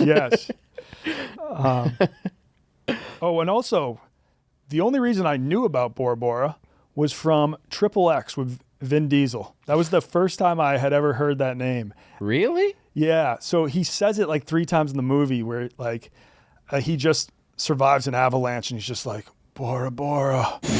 Bora Bora, baby. First time I learned what this place was, it was in the Vin Diesel movie Triple X. There's a great scene. Bora Bora. He's like, I just want to go to fucking Bora Bora. Because he's like, once I'm done with this mission saving the world, I'm going to Bora Bora. And then Way better than Disney World. yeah. And then the last scene of the movie, he's in Bora Bora. What year did that come out? 2001, you think? Let's Triple see. X movie? And I think we can throw that scene in the movie. Oh, I had no idea Vin Diesel had the old-fashioned, like, POD or... What was that other band that was kind of like them? but he had the star tattoo around his nipple. Oh, I didn't know that either. Yeah. So that's the honeymoon. But now do you just want to talk some French Polynesian history and culture in general? Yeah, absolutely. The first thing I have, and then you have anything you want to start off history-wise? And then we could do. We touched base. Yeah, we touched base before on just the Polynesian expansion. Started around 1500 BC. Okay. It ended in 1200 AD with the discovery of New Zealand. The first Europeans to set foot on Tahiti were just Europeans crossing the Pacific. And it was kind of like, it's pretty much just smack dab in the middle of the Pacific Ocean. So it became a great spot to stop off at when you're trying to cross the entire Pacific Ocean. I mean, I think there's like, when you're on Tahiti, the island of Tahiti, it's the largest landmass within 1,000 miles north of it, south of it, west of it, east of it. It's like very isolated. But the most famous expedition that visited Tahiti and the rest of the islands was James Cook's first expedition. And I think he went back there a couple times, and he was going to the Pacific to observe the transit of Venus. That's when like Venus goes between the Earth and the sun, and it happens like twice in one decade, but then it doesn't happen again for 300 or 400 years. Wow. And it was so important to observe, because if they took the right measurements and then did the calculations, they could actually determine how big our galaxy was. I got to tell you something about that. Even with modern computers, phones, everything, there is 0.0% I ever figured that out. I am right there with you. How did they, like guys like Isaac Newton, and how did they figure that shit out? Dude. Like the phone? Imagine trying to build the phone. Dude, I now have a record player, and I'm becoming obsessed with records. Exactly. Just learning how you can like ingrain all these grooves on a piece of plastic or whatever, put it in a record player, and then the needle reads the grooves and turns it into beautiful music. And everything is completely different. Like all those little bumps creates everything from Led Zeppelin to Beethoven. Like there's all kinds of different music, and you could put it on just little bumps. You know it's you know it's even CDs. How the fuck? Like even when, do you remember when the iPad or the iPod first came out, and they had like 20 gig iPod, like iPhones? No, iPod. Yeah, they had the 20 gig ones, and that was really at the time where I don't think most people had any idea how much like storage was, like a megabyte or a gigabyte. Nobody had any idea what the difference was. Yeah. So when I first found out, I asked my friend Donaldson, who was in Okinawa with me, and he had one. I was like, can you kind of explain to me what any of this means? And he was like, yeah. He was like, how much do you, like, what is a good measurement for you to use? I was like, Bibles. I was like, I know how long the Bible is. How many Bibles could you fit the text in 20 gigs? And he was like, I don't know, dude, probably 1 billion. Like, yeah, just the text. Jesus. Yeah, he's like and it blew my mind, because I was like, how does he have this much music and imagine this walking around thing with an iPod and be like, oh, what are you listening to? I just got the Bible 20 million times on this baby. Yeah. No, it's mind-boggling. And this was like, I mean, this was way back in the day, the 1800s. Yeah. And they knew enough to be like, first off, how did they know the transit of Venus was going to happen at this like exact time already? Right. It's not like people can observe 300 years. Yeah. And the reason they had to go to the middle of the Pacific Ocean is because that year it was only going to be like, it was going to be the most visible there. If they tried to do it from Europe, it wouldn't have worked. So James Cook's mission was just to travel to the middle of the Pacific Ocean and then observe the transit of Venus, because it provides astronomers with a crucial method to calculate the distance between the Earth and the sun. Because before that, we didn't really know how far the Earth is from the sun. And at first, they were just kind of post up in the middle of the Pacific and do this, but they had heard from one of the other expeditions that had just came back from the Pacific, they were like, dude, I found this incredible island.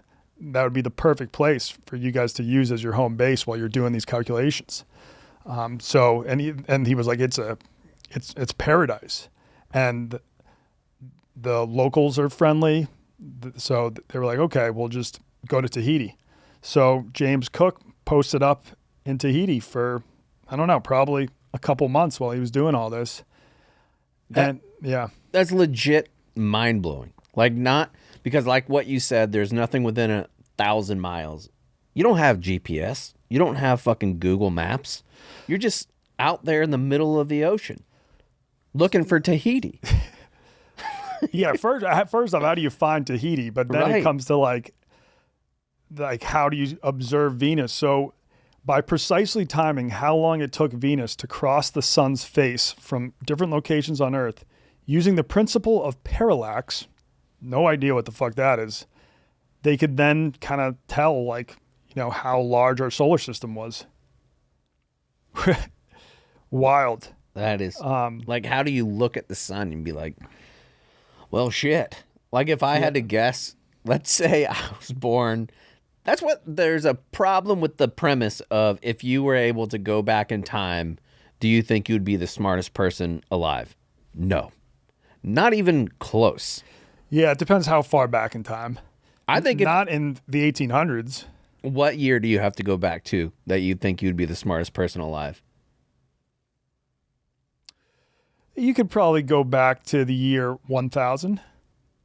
Oh, no, I got to go back further than that. You're smarter than me. I got to go way back. You got to go back to the Stone Age. I do think I'm a better carpenter than Jesus was. Oh, I'm definitely not a better carpenter than Jesus. I got screws. I'll be like, that's my, I could I think maybe if you the went Bronze back, Age. you wouldn't have a toolbox. No, but I could design screws. Like, there's certain things that were that back then that I think I could have figured out to be. I might not have been the smartest person alive, but I would be maybe the most, like, ingenuitive person alive. I don't know if there's ever a time on Earth that I would be considered like Isaac Newton. I'm not smart. There's no way. That time period, what was that? What year was that? Isaac Newton. Isaac Newton was, I was thinking of Edison. I have no idea about Isaac Newton. 1100s? No, not the 1100s. 17. Yeah, he died in 1727. Oh, I was way off. Who am I thinking of? You're thinking of who's the original astronomers? Oh, I mean, Aristotle? No. He was the original math. Oh, you're thinking of Copernicus or Galileo? Galileo. Yeah. Galileo was the one that, like, knew that the Earth was not the center of the universe, but it was the sun. Okay. Yeah. Even there, I'm way off. 1565 is Galileo. Yeah. Now, relations were quite friendly between the local Polynesians and the Europeans at first, but the Europeans did unfortunately bring venereal diseases to Tahiti. I think you got to expect that.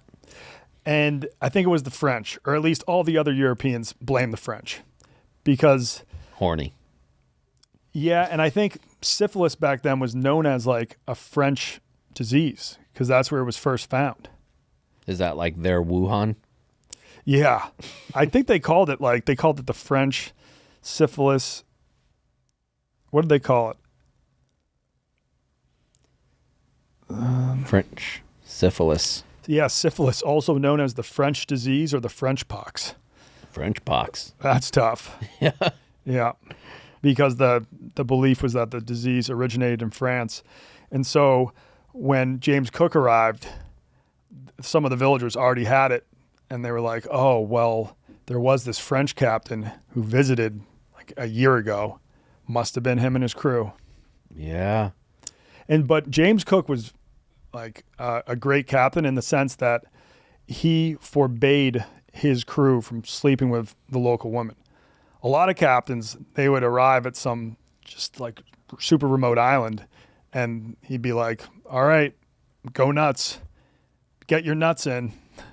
This is probably the only time you'll be having sex for the next year. So have some fun. But James Cook saw the effect that syphilis was having on the Polynesians and was like, no, no, no. But I think him saying no didn't really stop people at all. No, I mean, sailors, they're going to be wild boys. Not excusing it, but I mean, that was historical. Yeah. Yeah, and it's like the local women were pretty open to having sex with them too. Yeah. So if you haven't had sex in a year, you've just been on a boat and you arrive in some tropical paradise, You're getting and strange. like the local women are like, Lay on me. yeah, exactly. Lay on I me. think actually French Polynesia is where reverse cowgirl was invented. That's a bold claim. I don't think I'm on board with that. Sam's looking up where was reverse cowgirl. Yeah, that's a invented. very bold claim. Oh, Chicago. Wow.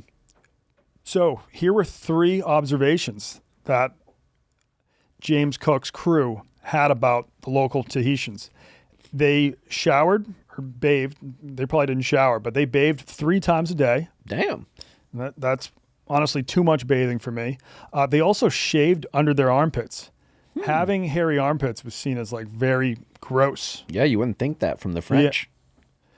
Well, they weren't French at that point. I know, they were that's Polynesian. probably- yeah.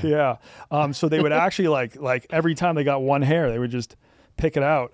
And meanwhile, back then in Europe, I know at least around the time that the Spanish discovered the New World, people were showering once a year. Like that's what the Aztecs thought of the Spanish. They were like, these guys are disgusting. They're like they only bathe once a day. They're covered in gross hair everywhere. Oh, I bet. Yeah. Also, someone on James Cook's crew noted that Polynesian dog was as tasty and tender as a goat, What, which I think was meant to be a compliment. we're talking wild dogs, right? You think they were domesticated in 1500s? I think they were probably domestic. I don't think French Polynesia had wild dogs because the Polynesians were the ones who brought them there on their boats. Like no dogs are swimming thousands of miles in between island and island. No, I know, but like you have like native dogs too, like wolves and dingoes. But I think all of most of the wildlife that was on these islands was brought by the Polynesians. Like they had swine, they had pigs that were just brought on the boats with them. Chickens they brought on the boats with them. Okay. But I mean, there were some local animals, but all of the larger animals were just brought by them. Shit. And now, like a quick note on how they found these islands. Okay. Some of them were thousands of miles apart. Obviously, they used the straws. Obviously, they used the stars, but I was like, how was that obvious? If they no. used the straws, I was like, just because that's not obvious. that's what we always say. Like, Yeah. oh, how did people find? Oh, they use the stars. They Yeah. use the sun. Yeah. But another thing they used is that island chains have predictable effects on waves and currents. So navigators who lived within a certain group of islands would learn the effect various islands had on the swell shape, direction, and motion, and would have been able to correct their path accordingly. Even when they arrived in the vicinity of an unfamiliar chain of islands, they may have been able to detect signs similar to those of their home. So judging say if you're on this raft or canoe out in the middle of the ocean, they could actually read the waves and be like, okay, these swells, they're coming in at such a regular interval that they must have originally started by bouncing off of an island chain in that direction. There's no way I'm the smartest person in the 1500s. Zero. Yeah. How? They could read the ocean. They also... It's like Moana. It's exactly like Moana. Moana's based on... Polynesian. Yeah, Polynesians. And that's what they would do. They would be living on one island. Once it would probably get so overcrowded, or maybe there was a dispute between different families on the island. One of the families was banished. They were just like, all right, it's time for us to hit the seas, float around on a raft for a month, and we'll find a new home. Polynesia is a archipelago, right? Yeah. Okay. And I think like the reason they could survive for so long is that as long as you got a little bit of shade on these rafts, you can fish and then you can collect water when it rains. So you've got food, you've got water, you've got some shade. They'd probably be fine with just drifting for a month and a half and just hoping they'd eventually find land. Yeah, and they would be very familiar on how to collect rainwater because fun fact about it, there is no fresh water on French Polynesia. There's no rivers, there's no anything like that. Everything is salt. So they across the I don't know if that's true. That's that's the research that I had. There's no fresh water there, so everything has to be desalinated or it's rainwater connection. I'm sure. I mean, because they had waterfalls and stuff when I was in Moria. How did they get fresh water? Yeah, it says Polynesian people use a variety of methods to obtain fresh water, including springs, streams, wells, and groundwater discharge. Never mind. But maybe, but I don't know if Polynesia's a big place. I'm sure there are some islands there that don't have fresh water. It's not all of it. There's a ton of atolls in the archipelago that don't have it. Oh yeah. I'm sure because like some of those islands are rough. Like Tahiti's a very sizable island compared to the atolls, and which are just little kind of like sandbars almost. Yeah, so they have 118 islands in their archipelago, and only 67% of those are inhabitable because of the lack of fresh water. Okay. Yeah. You want to do some more fun facts? Yeah, sure. It is also known as the land of black pearls. They are known for producing some of the world's finest black pearls, and these pearls are highly prized for their unique iridescent colors. It's also the birthplace of tattoos. Yes, and even the word tattoo is a Polynesian word. Yep, that word is spelled Tatau for theirs, and they're still like deep traditions in that, and they're very close to New Zealand in tradition, like the Polynesian era, and they still do like tattoos on their faces, the lines down their faces to show that they are indigenous to like Maori. They're a Maori person, so they have all kinds of tattoos still. Let's see. It's the shark haven. There's 20 species of sharks around, from the elusive hammerhead and the famous black tip reef shark. That's probably what you had. Yeah, I think that's what I was swimming with. Yeah, because I think those go after humans quite a bit. This one's good. Coconuts as currency. In the past, coconuts were so vital that they were used as a form of currency. Even today, the copra, which is the dried coconut meat industry, is significant to the local economy.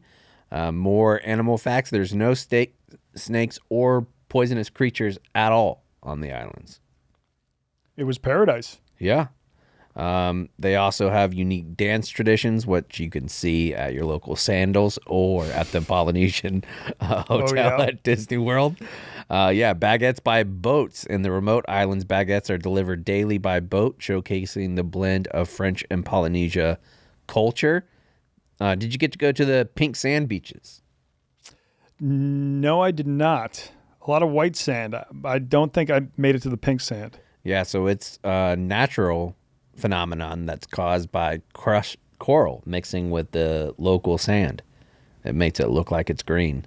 Or pink, not green. That would be weird for the pink sand beaches to be green. There's also giant clam legends. The local lore speaks of giant clams that are so large they could trap a person inside. Holy shit. Yeah. They say that's a little bit exaggerated, but they do have huge clams. Some have reached as big as 5 feet. I'd like to eat that. I was thinking of the same thing. It'd be like when someone cracks an ostrich egg and you're like, that's just so much egg. That would just be so much clam. You could have like a clam steak. You really could. You could have like a clam party. One clam, everybody knows the rules. Oh my God. For their party. I normally don't share clams, but hey, I would share that one. Yep.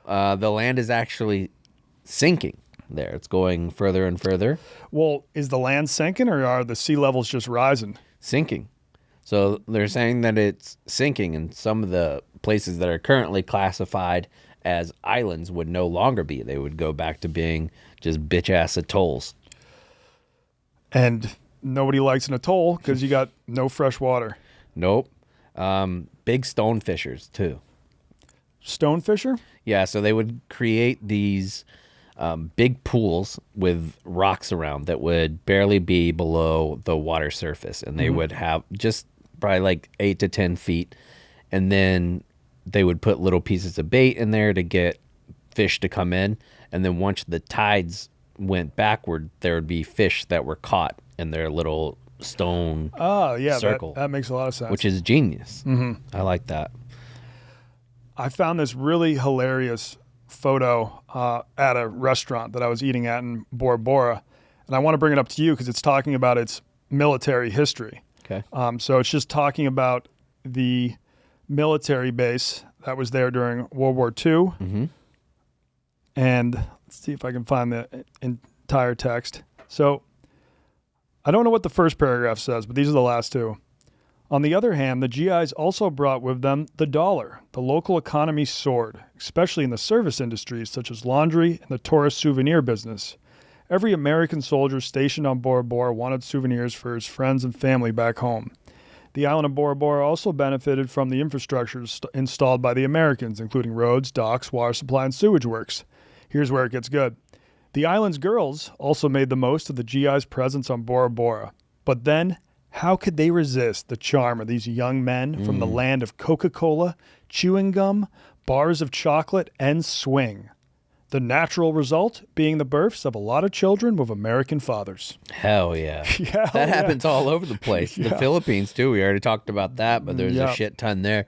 There was actually a bunch of white kids in Fallujah, too, with ginger hair. You were telling me about this. And now, do you think it was because of the U.S. military, or do you think there are some just natural Muslim gingers? I think there is natural Muslim genders, but these kids look, these kids look like they Americans. Looked American? Yeah. Now, I know at the military base in the Philippines, it's surrounded by whores.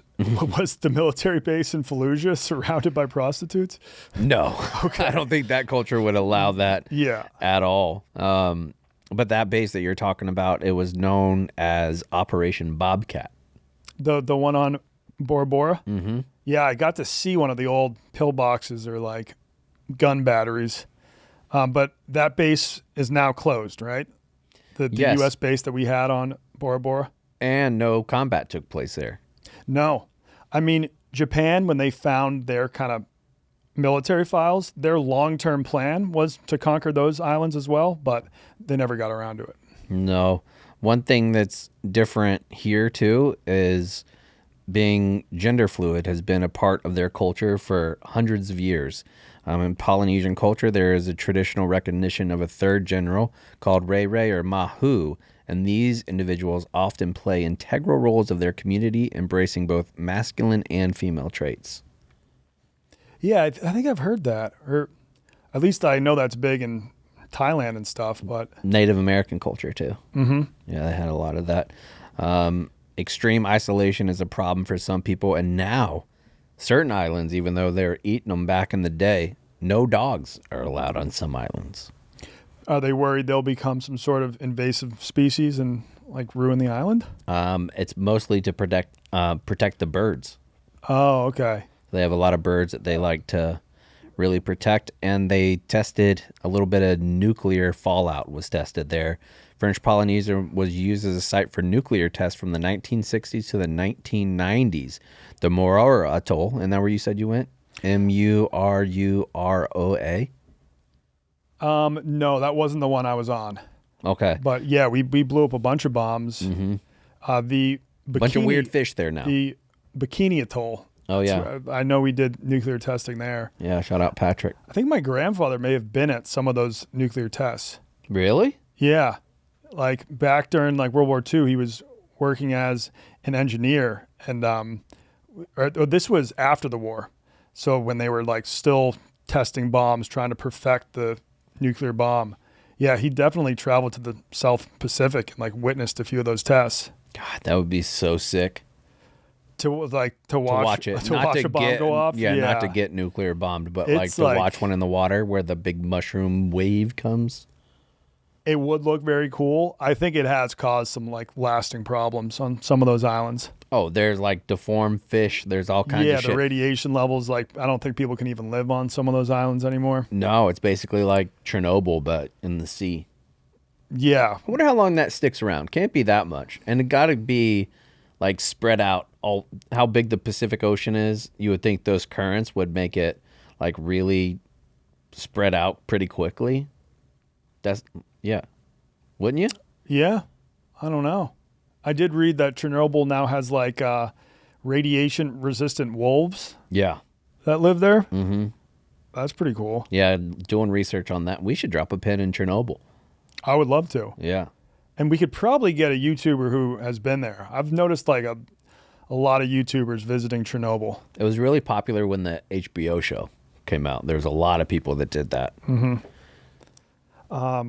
I don't have a ton more to add, except for the fact that they've done genetic research and they've been able to prove that at some point the Polynesians and South Americans mixed. It wasn't like widespread contact, but at some point there was contact. Okay. And they don't know if it was the South Americans venturing from the coast of Chile to the Polynesian islands or the Polynesians like eventually made it to South America. But their genes... I doubt that. They're not supposed to go beyond the reef. Who's not supposed to go? The Polynesians. Did you learn that from Moana? Or something like that? Okay, yeah. Well, they obviously make exceptions because I think it was the French Polynesians that eventually discovered Hawaii, which was 1,000 miles to the north. Yeah. Yeah. It's like, how did they know to just like hop on a raft and float 1,000 miles northwards? The Polynesian Museum in Hawaii is incredible. One of the best museums I've ever been to. All right, I'll have to check it out. So they're still trying to figure out when and where this mixture happens, but Polynesians and South Americans did bang at some point. Hell yeah. Yep. And I think they actually know exactly when. Yeah. It was around the year 1200 that they banged. How do they possibly know that? Dude, I have no idea. They like look at it and be like, you know what? I'm going to say so they're 900 years ago. They're taking a look at the genes and they can tell like when did this gene enter the population, the genetic pool. Okay. I mean, I still don't fully understand. And then, have you ever heard about the book Kon-Tiki? No. Okay. It was this explorer dude. I think he was Scandinavian. I'm not sure. He wanted to demonstrate that it was possible to travel from South America to the Polynesian islands just by drifting on the winds and currents using a raft that they would have had back then. Okay. So he made a raft using the technology that South Americans had way back in the day, around the year 1200 or so, and then just took off. And he journeyed more than 4,300 miles from South America to the Raroria Atoll, which is in Polynesia. And he made it in one piece. So he was like, this may have been how Polynesians had contact with South Americans. Wow. Yeah. That's crazy. I mean, the boat that they said that he used too was named after your guys, the Incas. Okay. Mm-hmm. Yeah, because the Incans were the ones living in South America at that time. Viracocha? You know that person or no? Sun god. He was the Incan sun god? Yeah. All right. All right, I think that basically exhausts our knowledge of French Polynesia. Yeah, but we'll probably be talking more about Polynesians on this pod when we do an episode on Hawaii. Yep. Or I guess what's another South Pacific island I'd like to talk about? Samoa. American Samoa, we got to do an episode on. New Zealand. Mm-hmm. And they're all part of Polynesia, baby. Yep, there's a shit ton of Polynesian islands. And home of the All Blacks. New Zealand is. Yeah. Yeah. I mean, Polynesians in general, great rugby players. Who used to always win at Hong Kong Sevens? Fiji. Yeah, Fiji's sick. Yep. Me and PFT went to Rugby Sevens World Cup in San Francisco a few years ago. And the Polynesians were everywhere. Like the parking lots for tailgatings were so full. and like you would walk by. It was actually me and Kate. It's me and Kate, and we would walk by some of the places, and they'd want us to do shoeies with them. Oh yeah, PFT did a shoey out of my shoe at Hong Kong Sevens. That was the grossest shoe I think I have ever owned. Okay. I had just arrived in Hong Kong from a week in Tajikistan where I was walking through just fields of horse shit and cow shit and everything. And then like, it was just a spur of the moment thing. PFT was like, I want to do a shoey. So I offered him my shoe. And then halfway through, I was like, I should not have handed him my shoe. Like, this is actually dangerous. He might die. And not just that, but then your shoe's wet all day. That was the least of my worries. Okay. Then. Speaking of Hong Kong Sevens, I think I punched a Polynesian. Okay. Yeah. And we can end on that. Yeah. All right, let's do some getting cultured. Welcome back to Getting Cultured. As always, brought to you by Hey Dude Shoes, the most lightweight, comfortable shoes on the market that you don't have to tie. You can just slip on with one hand like so. They got the low tops and the high top boots. And the golfs. Oh, and the golf shoes. Yeah. If you go to heydude.com, you can check out all their styles. I've been really impressed with the boots because they're so like lightweight and easy to put on, but also they have kept my feet dry throughout the Chicago winter, which is no easy task. So yeah, heydude.com, can't recommend them enough. I will never go back to tying shoes. I got too much to do on a daily basis to spend, on average, because I'm not good at tying shoes. I probably spend a good 10 minutes a day just tying and retying my shoes. I got to say, at work here, I get kudos sometimes for bravery. You saying that you're not good at tying shoes in your mid to late 30s is one of the bravest things that you could do. It's I know how to tie them, just for some reason my shoes often come untied. Yeah, and now you have a reason to not have that happen anymore. Yeah, it's very dangerous, especially now I have a young kid. I'm walking around carrying the baby. If my shoes are untied, that's a hazard for me and the kid. And I always say safety is paramount. You got to baby-proof your house. That means tying your shoes. That's exactly but right. But not with Hey Dudes. Yeah. Time is money. Like, how much money have you wasted tying your shoes? Dude, I had a pair. They would come untied easily 4 or 5 times a day. Oh, that's hundreds of dollars right there. Cost yourself. I would say mid six figures. Yeah. At this point, yes. Over the course of your life. Yeah. Smooth mid six. All right. Well, PFT, this is your first time on the Getting Cultured segment. It is. It's kind of like where you can just ask us any sort of travel-related question. Okay. Or it can just be about a different culture, and we'll try to help you answer it. Okay, so I had one thought this morning, and that was, does every country or every continent at least have like the Las Vegas of their continent?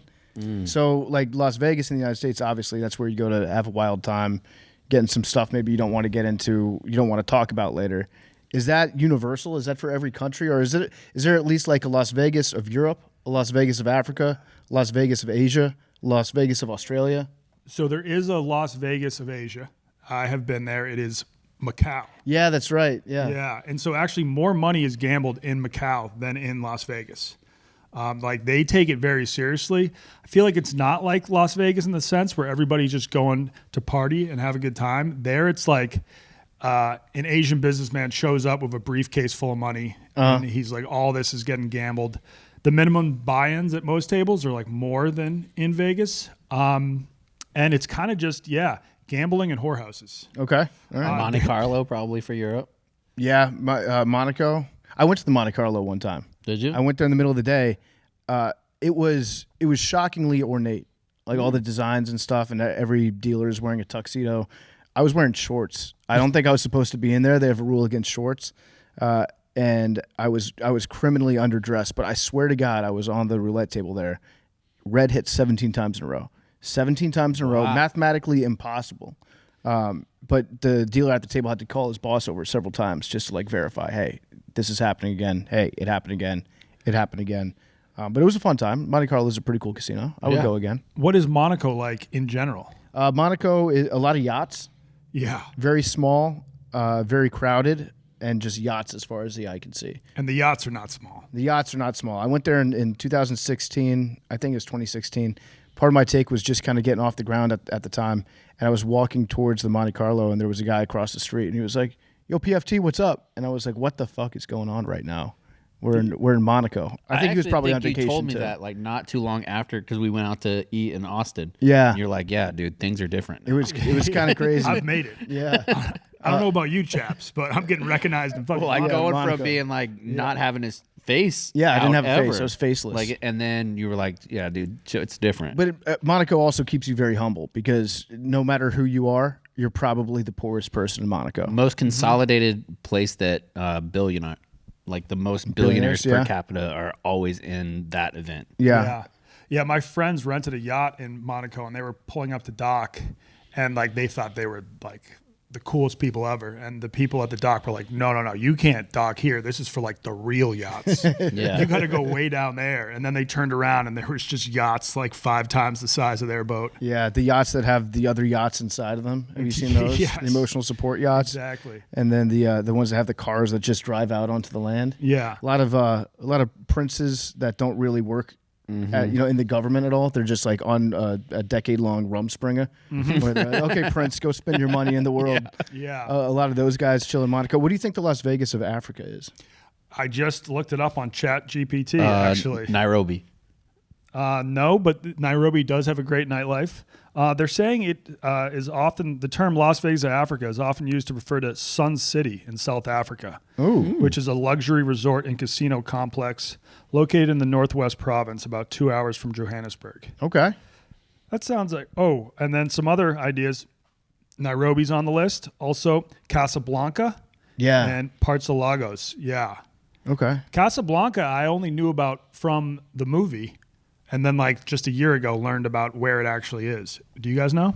Casablanca. It's in Monaco, right? Or not Morocco. Morocco, yeah. It's on the coast of Morocco. And I do think, I don't know about these days, but it used to be like a very luxurious spot to go. Has to be. Mm-hmm. You can't be named after that movie or have that movie named after it. I don't know what I'm saying. No, I hear you. It's a classy movie. Yeah. It's black and white. It can't be in a shit place. Yeah. Yeah. Where's the Las Vegas of South America? I know Panama's not in South America, but Panama City. Gotta be Rio, right? Rio, yeah. Yeah, I'm thinking it's Rio. I wonder if South Americans have the phrase that we do, like, what happens in Rio stays in Rio. Mm-hmm. The Las Vegas of South, that's my guess too. Central America is definitely Panama City. Yeah. Panama City is a wild place. Mm-hmm. A question about Monaco. Is Monte Carlo the only casino there, or is it like Vegas where there's a bunch? It's the only one that I saw. There might be more than one, but Okay. it's definitely the most famous one. Yeah, for sure. There's a lot of, some people say Punta del Este in Uruguay. Ooh. That's just a glamorous beach resort known for luxury hotels, casinos, and vibrant nightlife. But other possibilities are Cartagena, Okay. Buenos Aires, and Sao Paulo, or Rio de Janeiro. Is that all the continents? I mean, the Las Vegas of Australia? Yeah. Have you ever been to Australia? I've never been to Australia. No, I haven't been to Australia, New Zealand. I'd like to go very much. That's on my list to go. It's just the flight is stopping me. New Zealand would be amazing. Yeah, you lose like a day and a half. Every time there's like a beautiful scene in a movie, you're like, well, this is either Croatia or New Zealand. Yep. It's one of the two. Yep. Oh, that makes sense. I think the Gold Coast is kind of the Las Vegas of Australia. Okay. Which just looks stunningly beautiful. Is that like Queensland? No, Queensland is like the Florida of Okay. Australia. That's a perfect Yeah. way. Like my Very favorite swampy, clip. a lot of gators. Would you say like Tasmania is the Louisiana of Australia? That checks out to me. Yeah. There's a dude, Bob Catter is his name, and he was like essentially a congressman in Australia, and he's from the Queensland area, and they were talking to him, I think it was in like 2011, about gay marriage, and he was like against it, and he was like, they asked him, it's probably my most embedded thing I've ever put in blogs, like just maybe 1,000 times, where he says that each person is entitled to his own sexual proclivities. May 1,000 blossoms bloom as far as I'm concerned, but I ain't going to spend any more time on it because every 90 days a person is torn to pieces by a crocodile in northern Queensland. It was like the biggest spin. Like, he was like, actually, I'm not concerned about that. People are getting eaten by crocodiles. Yeah, let's keep the main thing the main thing. May 1,000 blossoms bloom as far as I'm concerned. But yeah, overall, I would say the only like spot that really tries to mimic Las Vegas would be Macau in Asia, just because like they have a lot of the same resorts. Yeah. But just the Macau version. The Venetian Macau, that's where I saw Manny Pacquiao fight. Oh, cool. Was able to sneak into the ring with him after the fight. Great security. Insane. Great security. Well, I was wearing a green suit. Okay. Yeah, all you had to do is just wear a green suit at that point. Be white, wear a green suit, and walk around like you know what you're doing. Yeah, then they're like, this guy, he's supposed to be here. I feel that way about if you're holding a clipboard Oh, yeah. and you have like an earpiece in. Clipboard and earpiece and maybe even a hard hat. That's tough to deny. One of those Yeah. security wands. Yeah, the orange cone. Mm-hmm. Yeah. Or no, like the paddle that's like black and yellow. Yep. That you can wave somebody with. Nobody's stopping That's you a good with one, of those too. bad boys. Yep. And like, yeah, I think with the green suit, it just worked because usually only VIPs wear a green suit. So people are like, we don't know if he's supposed to be there, but if he actually is someone important, I don't want to embarrass myself by like telling him you have to get the fuck out of here. Right. So he's somebody else's +1. Mm-hmm. Yeah. Exactly. Well, would you consider yourself a Vegas guy overall? You know, I don't think I am a Vegas guy. I enjoy going to Vegas, but when I'm there, like I'm a casino guy. I like going to casinos. But Vegas is like, I don't know. I don't really go to that many shows when I'm out there. So I just hang out, go to the pool, go to the sports book, go to the casino. So yeah, I guess maybe I am a Vegas guy, but I like just, the Yeah. bathtub just not in the Vegas. clubs, the bathtubs, like in the rooms, the in-suite. Yeah. Yeah, they're pretty nice. Every time I go on a trip, I love getting the room that has like the huge bathtub that you can just sit there and watch sports while you're in the bathtub. Yeah. I stay in there till I'm super pruny. That's a nice luxury to have. If you can get a TV that you can watch while you're taking a shit, Oh, you got yeah. to take full advantage of it. Yeah, I guess I am a Vegas guy. I'm a Vegas guy. Yeah, I like Vegas. Go to some shows next time. Okay. There is, because like I brought my pregnant wife there, and you'd be like, oh, that's no place for a pregnant wife. She had the time of her life. There's a lot of, activities you can do sober and still have a blast. Yeah. I also like being able to smoke inside, which you still can do in a lot of many parts of Vegas. And in lots of Indiana. Really? I got to buy a house in Indiana. I got to start Yeah. commuting. When I did that 100-mile bike ride, one of the spots that you stop in was a place that you can just rip heaters in. Nobody cares. That's awesome. Ashtrays as soon as you go in the place. That's awesome. But I mean, I guess I'm kind of glad I don't live in a place like that because I would smoke all the time. Yeah. It's a nice natural limitation. If I'm out of the country, if I'm in some place you can smoke inside, that's when I allow myself to Indulge. partake. Yeah. Yeah. Those are good rules. Yeah. Yeah. Unfortunately, I lived outside of the country in a place where you could smoke inside for many years, so I came back addicted. Yeah. But I'm officially off the hoons. I kind of only do them on special occasions. I follow your rules now that I live in the U.S. Mm-hmm. I mean, half the times I would smoke cigarettes would be visiting Donnie overseas somewhere. Well, thanks for coming on, man. Yeah. Appreciate it, guys. Bingo.